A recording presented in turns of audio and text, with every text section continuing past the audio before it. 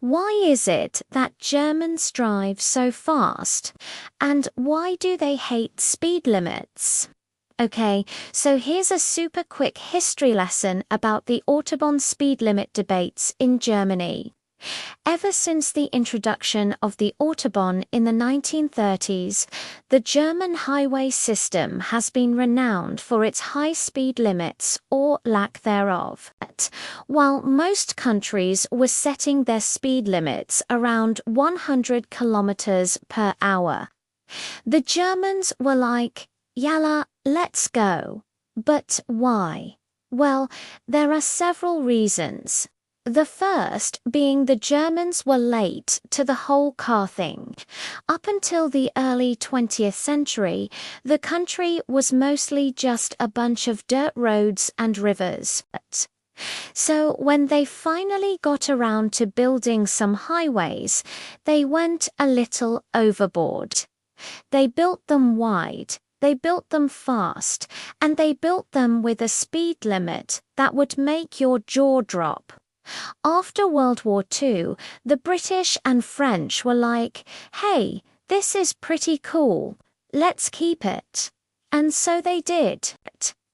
Throughout the years, the speed limit debate has gone back and forth between politicians, automakers, and regular old Germans who just want to get from point A to point B without getting arrested. In the 80s, people started getting really worked up over a proposed 250 km per hour speed limit. And then in 1992, the German government was all, "You know what? We're not gonna lie. This whole speed limit thing is just a big fat German." And so they got rid of it altogether. Shortly after, though, they had to put a temporary 200 kilometers per hour limit in place due to safety concerns. And then in 2017, it became permanent, but only on certain sections of the Autobahn. Today, roughly 2/3 of the Autobahn still has no speed limit, but those sections can get pretty dicey. First of all, you've got the regulars. These are the Germans who drive at 200 kilometers per hour every single day like it. No big deal. Then UVA got the speed demons who drive even faster than that because they think they re-in the fricking Fast and Furious franchise. And then UV got everyone else who just wants to get out of the way of both of those groups.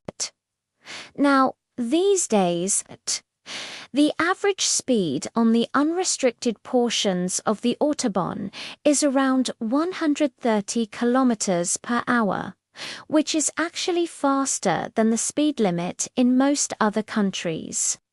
And while some people might think that sounds insane, it's actually not that bad. Studies have shown that the risk of a car crash doesn't really start to increase until you get over 140 kilometers per hour. And even then, it's only a slight increase.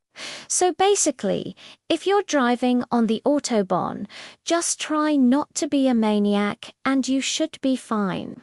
Speaking of being a maniac, though, you haven't heard about the Autobahn poem, have you?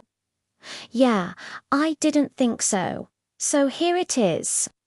The best part about driving on the Autobahn is that there is no speed limit.